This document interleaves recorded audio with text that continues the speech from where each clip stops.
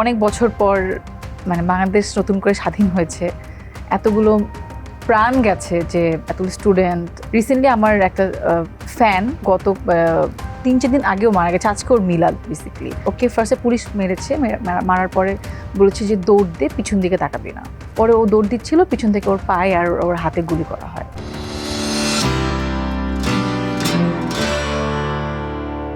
দর্শক সবাইকে ওয়েলকাম করছি Mohammedan Sons luxury watches presents TBS স্পটলাইটে।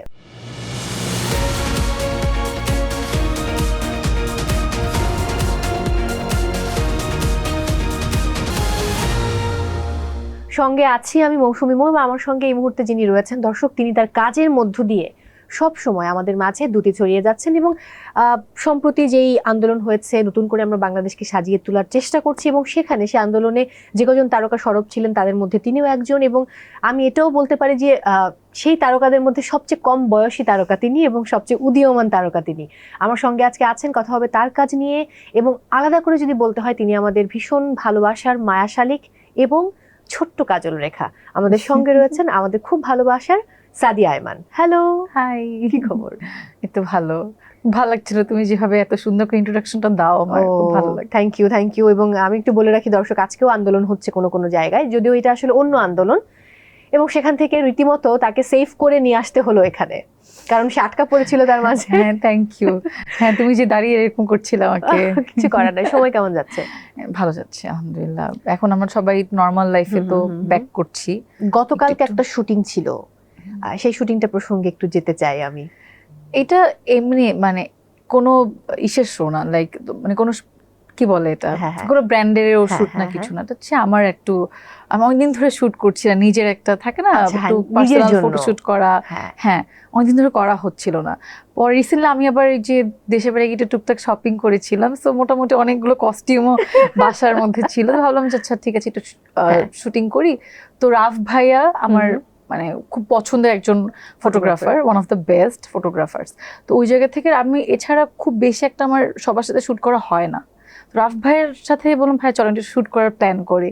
তো ভাই বলেছে ঠিক আছে চলো, তোমার কি প্ল্যান? আমি বললাম ভাই আমি খুব সিম্পল, খুবই একটু মানে ওয়েস্টার্নের মধ্যে থাকবো, কারণ সবসময় তো শাড়ি পরা হয়, সবসময় একটু বাঙালি টাইপের শুট করা হয়, এবার একটু ডিফারেন্ট একটা কিছু করি চলেন। তো ওভাবে শুট করলাম। এবং তারপর এখন ওই ছবিগুলো তো আমরা দেখতে পাবো না, মাত্র একদিন হলো। বাট কাজের প্রসঙ্গ দিয়ে শুরু করি, পরে আমি আন্দোলনের প্রসঙ্গে আসছি, কারণ আন্দোলন নিয়ে এত কথা হচ্ছে তোমার সঙ্গে যে আমি আর মনে হলো যে না, তাহলে শোয়ের প্যাটার্নও এক হয়ে যাচ্ছে। কাজ নিয়ে কতটুকু কি মনে হচ্ছে যে কবে নাগাদ একদম পুরোদমে কাজ শুরু করতে পারবে? কাজের কিন্তু অলরেডি মোটামুটি শুরু হয়ে গেছে, মানে পুরো নাগাদ। নর্মালি আমাদের যে ব্যস্ততা থাকে সেটা হচ্ছে ঈদের সময়টা বা ভালোবাসা দিবসের আগে আগে কাজগুলো, মানে অকেশনালি যে কাজগুলো হয় ওই টাইমে অনেক ব্যস্ততা থাকে। এছাড়া একটু নর্মালি সবকিছু যায়, যেমন এখনো রেগুলারলি আমার কাছে কল আসতেছে কাজের। সো এরকম আমার মনে হয় সবাই টুকটাক কাজ করা শুরু করেছে বা করছে, এটাই আর কি এখন চলছে। বাট এখনো বলা যায় যে একদম আগের মতো না, আগে যেরকম ছিল। এখন আগে দেখা গেল মাসে 10টা যদি কাজ হতো, মানে আমার ছাড়া আর কি বাকি প্রোডাকশন, এখন সেখানে 6টা বা 7টা হচ্ছে। এরকম খুব স্বাভাবিক, কারণ এখন সবগুলো শুধু কাজ না, আমরা যারা শো করছি, শো কিন্তু আগের চাইতে অনেক কমে গেছে। মানে একটা কি বলে, মানে কোয়ান্টিটি এখন অনেক কম, এটা একটা বড়। কিন্তু আরেকটা ভালো হচ্ছে যে এখন যেটা যা হবে দেখবা যে ভালো ভালো যারা ব্র্যান্ড যারা স্পন্সর করতে চায় ওরা করবে ব্র্যান্ডের কাজ, মানে টিভিসি বা এইসব কাজগুলো হলো যারা খুব ভালো ব্র্যান্ড ওরাই করবে। আমার মনে হয় আগে তো অনেক কাজ হতো, এখন একটু কোয়ালিটিটা সবাই মনে হয় প্রেফার করবে, আশা করছি। এটা আশা করাই যায়। আন্দোলনের প্রসঙ্গে একটু যেতে চাই। একদম সরব ছিলে শুরু থেকে আন্দোলনে, শিক্ষার্থীদের পাশে থেকেছো, এবং নিজের কথা যদি বলি যে কি মনে করো নতুন বাংলাদেশ, নতুন অন্তর্বর্তী সরকার, তাদের কাছে সাদিয়া আয়মানের চাওয়া কি? বেশ কিছু কথাও তুমি বলেছো যে এই টপিকগুলো তুমি আসলে চাও। হ্যাঁ, বলেছিলাম তোমাকে আগের একটা শোতে। তো সেটা হচ্ছে যে যেহেতু অনেক দিন পর, বলা যায় অনেক বছর পর মানে বাংলাদেশ নতুন করে স্বাধীন হয়েছে, এতগুলো প্রাণ গেছে, যে এতগুলো স্টুডেন্ট। এখনো তো রিসেন্টলি আমার একটা ফ্যান, ওর ফ্রেন্ড আমাকে নক করছে যে আপু আপনার ফ্যান ছিল, সো ও গত 3-4 দিন আগেও মারা গেছে, আজকে ওর মিলাদ বেসিক্যালি। তো ও হচ্ছে এই মারা গেছে, ও আহত ছিল। বাট ও ওকে যেটা করা হয়েছে, ওকে ফার্স্টে পুলিশ মেরেছে, মারার পরে বলেছে যে দৌড় দে, পিছন দিকে তাকাবি না। সো ও দৌড় মানে হেঁটে যাচ্ছিল, বলছে দৌড় দে। পরে ও দৌড় দিচ্ছিল, পিছন থেকে ওর পায়ে আর ওর হাতে গুলি করা হয়। সো 13 দিন হচ্ছে মৃত্যুর সাথে লড়াই করে ও গত 4 দিন আগে, আমার ঠিক এক্সাক্ট ডেটটা মনে নেই, আমাকে ওর ফ্রেন্ড হচ্ছে জানিয়েছে যে আপু ওরকম মারা গেছে। তো ওর মিলাদে ওর মা চাচ্ছিল যে যাতে আমি যাই এরকম আর কি। তো আমি তো সে যেতে পারছি না। তো ওর মা কি করে, মা যেটা করেছে ওর ফ্রেন্ডকে দিয়ে আমার জন্য মিলাদের খাবার পাঠিয়ে দিচ্ছে। আমার খুব খারাপ লেগেছে যে মানে এই ছেলেটা, আমি চাই এরকম হয়তো অনেকে মারা গেছে যারা আমাদের কাজ দেখতো, বা শুধু আমাকে হয়তো আর অনেক সেলিব্রিটি পছন্দ করতো। তো ওরা তো সবাই ইয়াং, ওরা তো কাজ দেখেছে বা ওরকম ছিল। তো আমার খুব খারাপ লেগেছে যে এই ছেলেটা, মানে ওর ফ্রেন্ড যেহেতু আমাকে স্পেসিফিক্যালি বলেছে যে আপু আপনার অনেক বড় ফ্যান ছিল, কিন্তু দেখেন মানে আমি ঠিকই ওর বাসায় বা ওর মার সাথে কথা বলছি বা ওর ফ্রেন্ডের সাথে কথা বলছি, কিন্তু ও নেই জিনিসটা আসলে। বা ওর এই মৃত্যু ঘটিত, মানে আমি গিয়েছিলাম একদিন খাবার দিতে, যারা স্টুডেন্টরা যারা ছিল ট্রাফিকে কাজ করছিল, গুলশান আর হচ্ছে রামপুর এরিয়াতে আমি খাবার দিতে গিয়েছিলাম ওদেরকে। তখন ওর ফ্রেন্ডের সাথে আমার দেখা হয়, ও ডোনেশনের জন্য আসে। তো ওই জায়গা থেকে তো আমি ঠিকই ওর জন্য কথা বলেছি। ইভেন ওর ফ্রেন্ড হচ্ছে পোস্ট করতেও ভয় পাচ্ছিল যে আপু ওর সাথে যেটা ঘটেছে আমি এটা নিয়ে কখনো কথা বলি না, আমরা কি লিখবো এটা নিয়ে বা আমাদেরকে পোস্ট করা ঠিক হবে? ওর ফ্রেন্ড খুব ভয় পাচ্ছিল। আমি বলেছি যে হ্যাঁ তুমি একদমই এটা নিয়ে সুন্দর করে বাংলায় লিখে পোস্ট করো। ওকে যে পুলিশ মেরেছে তার নামটাও ওরা জানে, চেহারাও চিনে। তো বলছে আমরা দেখলে চিনতে পারবো, আমরা এটা নিয়ে কথা বলবো কিনা। তো ওরা ফাইনালি, মানে আমি যতটুকু ওদের চেষ্টা করেছি একটু ইন্সপায়ার করার, ওরা পোস্ট করেছে। করার পরে এই পোস্টটা হচ্ছে আবার সমন্বয়কারীদের মধ্যে একজন হাসনাত আব্দুল্লাহ যিনি, উনি দেখে যোগাযোগ করেছে ওর ফ্যামিলির সাথে। সম্ভবত প্রথম আলো ওদেরকে নিয়ে ডকুমেন্টারি করবে একটা এরকম আর কি। তো যাই ওরা, আমি মানে এটা আশা করি যে শুধু ও না, এরকম তো আরো অনেকেই আছে, তো তারা যেন তাদের হত্যার বিচারটা পায়, ন্যায় বিচারটা যেন পায়। আসলে এটা খুব জরুরি। আর দেশের প্রোগ্রেস হোক, আরো শিক্ষা ব্যবস্থা ভালো হোক, তারপরে এই যে আমাদের ইন্ডাস্ট্রি আরো ভালো হোক, যেমন এখন সেন্সেশনালের কাজ শুরু করছে। সো এরকম আরো অনেক জায়গাগুলো আসলে আমরা যেহেতু মাঝামাঝি একটা জায়গায় আছি, যে আমরা আসলে সাধারণ মানুষ, আমরা কোনো দলের না, আমরা শিল্পী, আমরা বিনোদন সেবা দিয়ে থাকি। আর আমরা কিন্তু চাবো যে ভালো হোক, যা হবে ভালো হোক, আমরা তো আসলে খারাপ চাবো না। আমরা সর্বোপরি দেশের ভালো চাই, মানুষের ভালো চাই, এবং আমরা যেন কাজ করতে পারি স্বাধীনভাবে সেটা চাই। এটা আমাদের সবচেয়ে বড় চাওয়া। এবং ওই যে থাকে না যে আমরা আশায় বেঁচে থাকি, বলতেই পারে যে হোপ ফর দ্য বেস্ট, দেখা যাক কি হয়। এবার আমি সাদিয়া আইমানের সাথে আমার জীবনে বহুবার গল্প হয়েছে, বহু গল্প জানি। তারপরেও যেহেতু এই শোতে প্রথমবার দেখা, আমার এই শো এর জন্য একটু আমি মানে ব্যক্তি সাদিয়া আইমানের গল্পে চলে যাব। একটু বরিশাল থেকে ঘুরে আসি, যে সেই বরিশালের মেয়ে, ছোট্ট মেয়েটা কবে প্রথম ঢাকায় এলো? আমার প্রথম ঢাকায় আসা হচ্ছে 2019 সালের জানুয়ারি মাসে। আমার ইউনিভার্সিটির জন্য ইস্ট ওয়েস্ট ইউনিভার্সিটিতে ক্লাস ছিল, মনে হয় 5 জানুয়ারি থেকে ক্লাস শুরু হবে। তো আমি এরকম 1 তারিখ চলে আসি, মনে হয় 1 তারিখ বা 2 তারিখের দিকে চলে আসি। ওকে, এটা একদম প্রথম আসা। প্রথম আসা মানে হচ্ছে একদম স্টে করার জন্য পার্মানেন্টলি। এর আগে তো আমার এখানে আমার তো এখানে আত্মীয়স্বজন আছে, আমার আপন ফুপু সবাই এদিকে, আসলে ফুপু চাচারা। তো আমাদের রেগুলারলি আসা হতো খালামনির বাসা এখানে। কিন্তু একদম থাকার জন্য নিজে এই যে বাসা থেকে আসা, আমার আম্মু তো একদমই চায় নাই। আমার আম্মু রাগ করে আমাকে যাতে ইউনিভার্সিটিতে না ভর্তি করে, রাগ করে সে তার বাবার বাড়িতে চলে গেছে। আমার আব্বু একমাত্র ছিল, আমার আব্বু বাসায় ছিল। আমি আমার আব্বুকে তখন মনে হচ্ছে প্রথম রান্না বান্না একটু চেষ্টা করছিলাম, যেহেতু আম্মু ছিল না। তো আমার এমন হয়েছে যে রান্না করে আব্বুকে ফোন করছি, আব্বু তুমি কখন আসবা? আব্বু বলতো যে কেন? আব্বু তো বুঝতো যে মেয়ে এখন পটানোর ধান্দায় আসছে। তারপর একটু আসো, তোমার সাথে কথা আছে। পরে আব্বু আসতো, আমার সাথে খেতে বসতাম দুপুরে। আব্বু তুমিও খাও? না তুমি খাও, তারপর আমি খাবো। তা আব্বুর পাশে বসে বসে বেড়ে দিচ্ছি আর বলতেছে আব্বু শোনো না, ওই যে ইউনিভার্সিটিতে আমি তো পরীক্ষা দিয়ে আসছি, তো চান্স হয়ে গেছে, এখন ভর্তি করো। এদিকে তো আম্মু নাই, আব্বু তো একে ডিসিশন নিতে ভয় পাচ্ছিল। হ্যাঁ, আর আব্বু জানে যে আমার আম্মু কেন চলে গেছে, যাতে আমাকে যাতে আব্বু বুঝে যে না আমি এখন রাগ আছি, ওকে ভর্তি করানো যাবে না। বাট আমার আব্বুটা আমার প্রতি দুর্বল, তো সব বাবারা মেয়ের প্রতি দুর্বল। তো আমার আব্বু হচ্ছে আমাকে ফাইনালি ঢাকায় নিয়ে এসে আমার আব্বুর আমি সব কাজটা শেষ করি এখানে। তারপর হচ্ছে বরিশাল যায়, আম্মু আবার আসে গ্রামের বাড়ি থেকে, মানে আমার আম্মু গ্রামের বাড়ি হচ্ছে ভোলাতে। তো আসার পরে হচ্ছে আম্মু তো আর কিছু করার নাই, যেহেতু ভর্তি হয়ে গেছি, এই পার্মানেন্টলি আসা। আমার আম্মু তো এখনো বলে যে আমি এখন তো দেখা গেল যে রেগুলার কাজ করি, তো ফ্যামিলি সবার কথা যে ওয়াও এটা না এলে আর হতো না। এখন তো খুশি, কিন্তু আমার আব্বুর ওই আফসোস যে তাদের মেয়ে তাদের কাছে থাকে না, ঘরে থাকে না। আমার আব্বু যখন ঢাকায় আসে তখন দেখা গেল যে যখন চলে যেতে হয় আবার, কারণ আমাদের তো সবই ওদিকে স্থানীয়, তো আমরা বিজনেস সবকিছুর দিকে। তো আমার আম্মু বলে যে আমি তো একদমই চাই না তোমাকে ঢাকায় আসতে, এখনো আমি চাই যে তুমি আমার কাছে থাকো, তুমি এখন আমার কাছে আসো, এরকম আমি আরো তুমি বলি। বলবা যে মা আমি এখন মা হয়ে গেছি, তুমি মেয়ে, তুমি এসে আমার কাছে থাকো। আমার নানু মারা গিয়েছেন ডিসেম্বরে, তো নানুকে আমি যখনই কথা হতো, নানু তুমি আসো, তোমাকে একটু ঘোরাবো, এদিকে আসো, ঢাকায় আসো, ভালো লাগবে। নানু খালি একটা কথাই বলতো, না আমি তোমার বাসায় যেয়ে কি করব। আমি বলছি আমার বাসায় যেয়ে কি করবো মানে? তুমি কি আমাকে খাওয়াইতে পারবা নাকি বাজার সদাই করে? আমি বলছি তুমি বাজার সদাই করে খাওয়াতে পারবো না মানে তুমি কি বলো? বলি না শোনো, জামাই যেরকম পারবে সেরকম কি তুমি পারবা? তুমি বিয়ে করো তারপর আমি আসবো। আমি বলছি তোমার যদি নাতনি জামাই যদি থাকতো, সে কি খাওয়াতে আমি জানি না, তার থেকে বেটার আমি তোমাকে বাজার করে খাওয়াবো, তুমি আসো। মানে এরকম হতো। তার আমার নানু মানে আসতে চেয়েছিল, বাট আসা হয়নি, তার আগে তারপর নানুর প্রতি শ্রদ্ধা। আমি শুনেছি সাদিয়া আয়মান বাজার করে হচ্ছে একদম কাঁচা বাজারে গিয়ে, মানে কোনো সুপার শপ না। আমি বলেছি এটা? তুমি বলেছো। হ্যাঁ। সো তুমি একদম টাটকা খাবার দেখে দেখে কিনতে পছন্দ করো। আমার খুব ভালো লাগে, আমার এটা খুব এনজয় করি যখন আমি বাজারে ঢুকি, অনেক গন্ধ আসে যাই হোক, আমার কাছে ওটা একটা থাকে না, অনেক রকম মানুষ দেখি, আমার মানুষ দেখতে খুব ভালো লাগে। আমি এরকম খুব লোকাল জায়গা, ক্রাউডেড প্লেসে আমার গিয়ে মানুষ কে কি করছে, কে কি খাচ্ছে বা কে কি করতেছে, আমার ওটা দেখতে খুব মজা লাগে। তো যে কাঁচা বাজারে যাই, সুপার শপে তো যাওয়া হয়, অনেক জিনিস কাঁচা বাজারে পাওয়া যায় না, কিন্তু কাঁচা বাজার থেকে যেমন মুরগি, মাছ, এগুলো একদম গিয়ে দেখে কিনলে না একটা অন্যরকমের শান্তি। যখন একটা খাবো বা যখন একটা খাই, তখন একটা অন্যরকম ভালো লাগে, যাচ্ছে এটা আমি নিজের হাতে কিনেছি। বাজার করতে গেছো, কোনো বিক্রেতা চিনে ফেললেন তোমাকে মাস্ক পরা অবস্থায়ও? আর যেটা ঝামেলা হচ্ছে, আমি না মাস্ক পরে বেশিক্ষণ থাকতে পারি না, আমার দম বন্ধ লাগে। তো দেখা গেল যে যখন বাজারে যাই, ওই আমার পরিচিত কিছু দোকান হয়ে গেছে, লাইক সবজির একটা পরিচিত দোকান, মুরগির একটা পরিচিত দোকান, মাছের একটা পরিচিত দোকান, এই 3টে দোকান আমার পরিচিত। ও আরেকটা হচ্ছে মুদির দোকান, যেখানে ওই আলু, পেঁয়াজ বা ফ্রোজেন খাবার পাওয়া যায়, গ্রসারিজ এগুলো। তো সবাই আমার পরিচিত। এমনও হয়েছে যে আমি কোনো দোকান থেকে গ্রসারিজ কিনছি, সে বলছে আপু এই ফ্রিজটা নতুন আসছে, এই ফ্রিজ থেকে কোনো একটা ফ্রোজেন খাবার কিনেন। তো এবার কেনা হয় না, যে আমি তো এবার তো বাইরে থেকে কিনে ফেলছি, ঠিক আছে এরপর আসবো। তো এরপর এসে আমি যে বললাম এই ফ্রিজটা তো নতুন কিনছেন, এখান থেকে এখন কিনি, বলে আপু আপনার মনে আছে, মানে ওরা এখনো এরকম আর কি। তো আমার 4-5টা দোকান আমার পরিচিত। মুরগির দোকানে গেলে তারা জানে যে আমি বিড়ালের জন্য মুরগি কিনি রেগুলার, তো ওই আমার কিছু বলতে হয় না এখন আর। আমি গেলেই ধরো 1.5-2 কেজি একটা দুটা মুরগি তার একদম ছোট ছোট পিস পিস করে কেটে দেয়।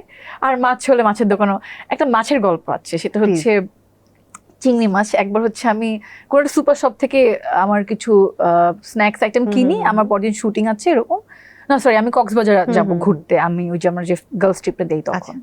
তো হচ্ছে আমি বাসা যাওয়ার পথে আমি দেখি ওই যে আমি যে বড় দোকান থেকে মাছ কিনি, ওটা সামনেই একটা মামা এরকম চিংড়ি মাছ নিয়ে বসছে। চিংড়ি মাছগুলো এত ফ্রেশ, আর আমার চিংড়ি তো খুব পছন্দ, বড় চিংড়ি, গলদা চিংড়ি ওগুলো, তো গলদানোর জন্য বাগদা চিংড়ি এরকম আর কি। তো দেখে আমার খুব মনে হচ্ছে যে চিংড়ি মাছ কিনে, আচ্ছা ঠিক আছে, কেজি জিজ্ঞেস করলাম, বললো যে 900 টাকা কেজি। তো আমার কাছে হচ্ছে কার্ড আছে আর হচ্ছে বুথ হচ্ছে অনেক দূরে, আর আমার কাছে খুচরা টাকা ছিল মনে হয় তোমার 600-700 টাকার মতো, মানে 600 টাকার মতো এরকম, 300 টাকার মতো কম ছিল। তো আমি ওনাকে বললাম মামা এটা 600 টাকার মতো মাফ করে আপনি দেন, আমার এত টাকা এখন হবে না, 600 টাকা আমি আপনাকে দিব। পরে বললো মামা 600 টাকা কেন, আপনি 1 কেজি নেন, আপনি এই টাকা পরে দিয়েন, আপনার কাছ থেকে আবার আমি মানে কম টাকা এই করবো না, আপনাকে আমি পুরো 1 কেজি দিব, আপনার কাছে টাকা নেই, এটা মানে বললেন, ওনার কাছে খুব খারাপ লাগছে আমি এটা বলছি। আমি তো সত্যি কথা বলছি যে আপনি আমাকে 600 টাকারই দেন। আমি বুঝতে না আপনি আসলে কবে আসবো আমি ঠিক জানি না, আমার কালকে থেকে আমার একটু কাজ আছে, আমি হয়তো অনেকদিন পর আসতে পারি, তো আমি যদি ভুলে যাই, বলে মামা ভুলে গেলেন আপনি তো আবার আসবেন বাজারে, আমি আপনাকে মনে করে দিব, আপনি পুরো 1 কেজি নেন। সে আমাকে 1 কেজি মানে 900 টাকার পুরো 1 কেজি চিংড়ি মাছ দিল। তারপর তো আমি বাসায় নিয়ে গেছি, পরে আমি ঘুরে টুরে আমি আমার তো এসে টানা শুটিং করতে শুরু হলো। পরে হচ্ছে আমি প্রায় 1 মাস পর মনে হয় আমি মামাকে আবার ওইখানে যাই, গিয়ে মামাকে বলি মামা এই যে আপনার 300 টাকা। ও মামা আমাকে বলে দিছিল যে আপনি কই যাবেন, আমি বলছিলাম কক্সবাজার যাব, বলে আপনি আপনার মামির জন্য একটু গলার মালা আর আচার নিয়ে আসেন। এইটা বলছে, আমার না খুব ভালো লাগছে যে তুমি এনেছিলে ওনার বউয়ের জন্য। না আমি আচার নিয়ে গেছিলাম, কিন্তু আমি গলার মালা কিনতে পারিনি, কারণ গলার মালা কিনতে হলে আমার সুগন্ধা বা ওই কলাতলির পিছের দিকে, আর আমি ওদিকটা থাকিনি, আমি ছিলাম হচ্ছে ইনানির দিকে, মারমেডে ছিলাম, যার কারণে আমার ওইটা করে না। এরপর আমি এসে বলছি মামা আই এম সরি, আমি এরপরে যখন আবার যাব আমি অবশ্যই মামির জন্য গলার মালাটা সব কিনে নিয়ে আসবো। তো এরপর আমার কক্সবাজার যাওয়া হয়নি, গেলে আমি, আর মামা ওখানে বসে আর কি, উনি ওখানে ফেমাস। ওয়াও, দর্শক বুঝতে হবে যে এ হচ্ছে টেপ রেকর্ডার, একবার অন করে দিলে সে চলতেই থাকে, সে আর থামবে না।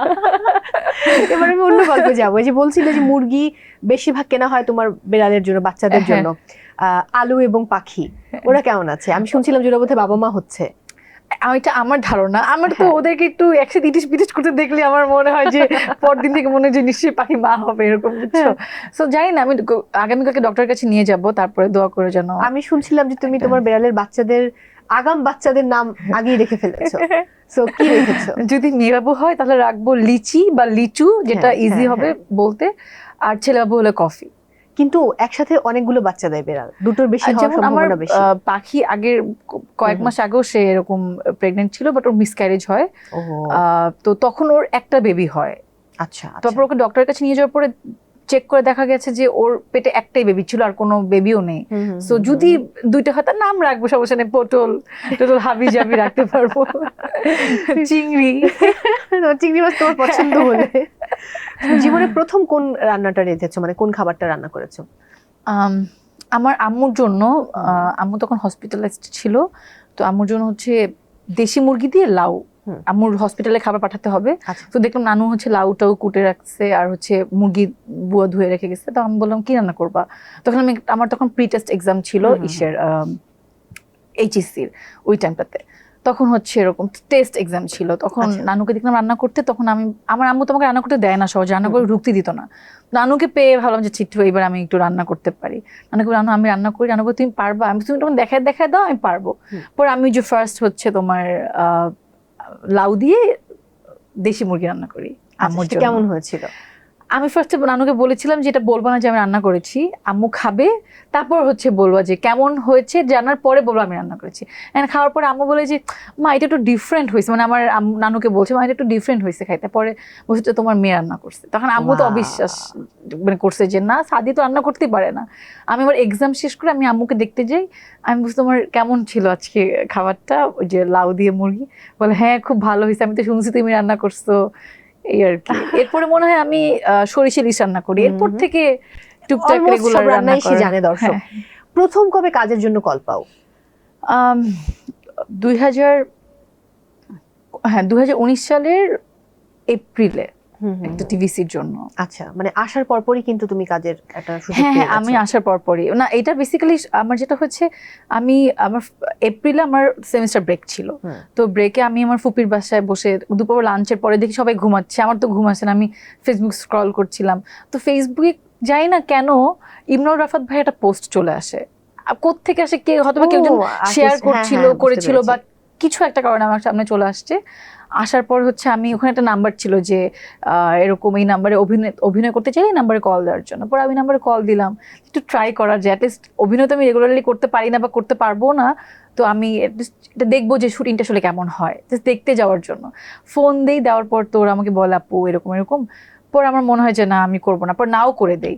তো ইমরান রাফাত ভাইয়ের যে এডি, ওনার নাম হচ্ছে নাহিয়ান ভাই আমাকে বলে আপু আপনি তো ফোন দেওয়ার পর, আপনি তো আপনার ফেসবুক অ্যাকাউন্টের লিঙ্ক দেওয়ার পরে আমি তো ভাইয়াকে দেখিয়ে ফেলেছি, সো ভাইয়া হচ্ছে খুব চাচ্ছে যাতে আপনি আসেন, অ্যাটলিস্ট আপনি না হয় কাজ করার দরকার নেই, আপনি এসে দেখে যান।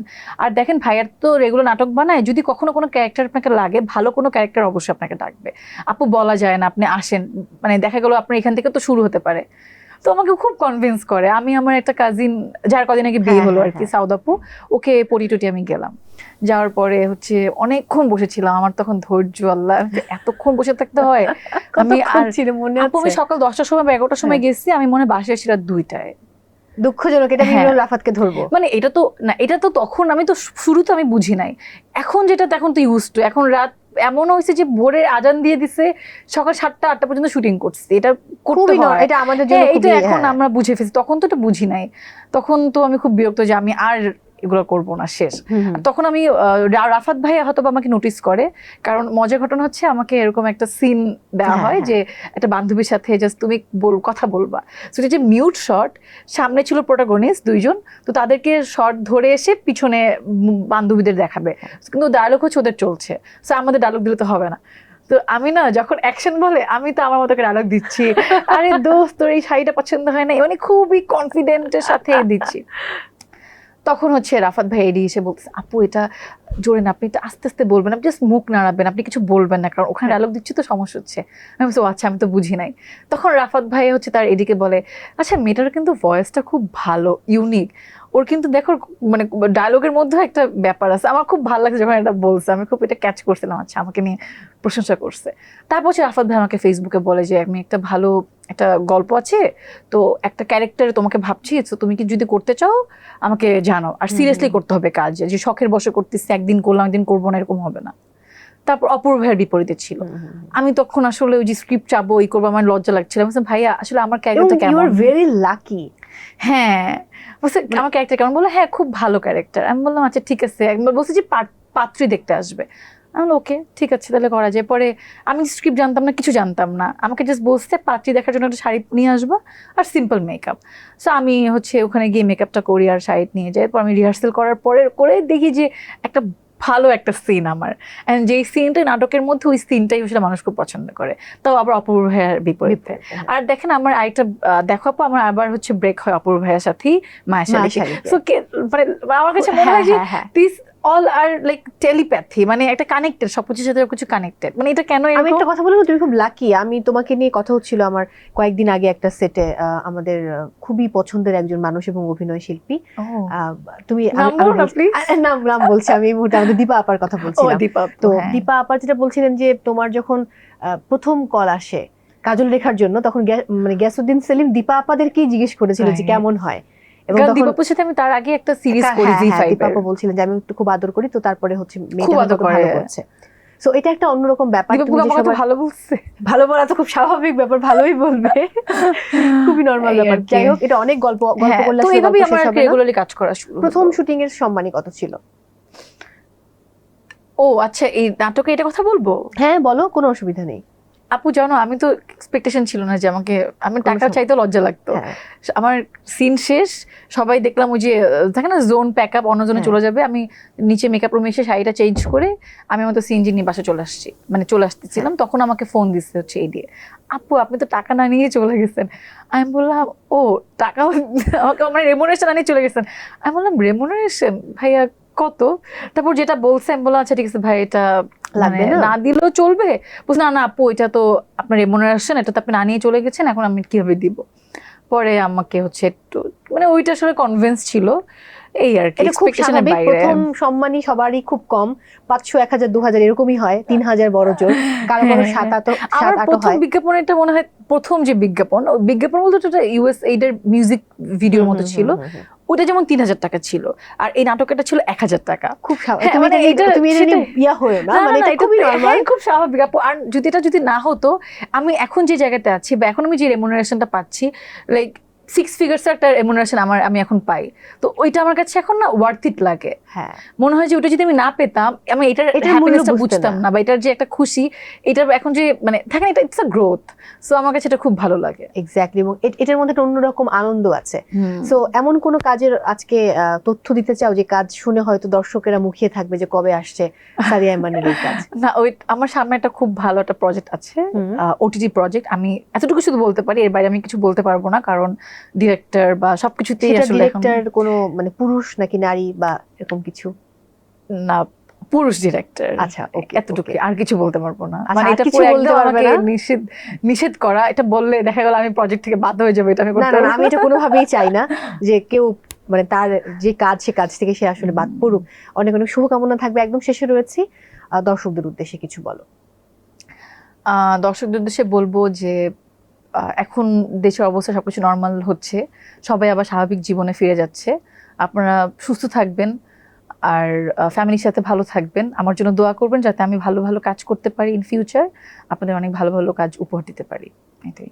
অনেক ধন্যবাদ, আবারও অনেক অনেক ভালোবাসা, অনেক ভালো থাকো। বিদায় নিচ্ছি আমি। দর্শক বিদায় নিচ্ছি আজকের মতো। সবাই অনেক ভালো থাকুন, নিরাপদে থাকুন। দেখা হচ্ছে আবারও Mohammad Sons luxury watches presents TBS স্পটলাইটে।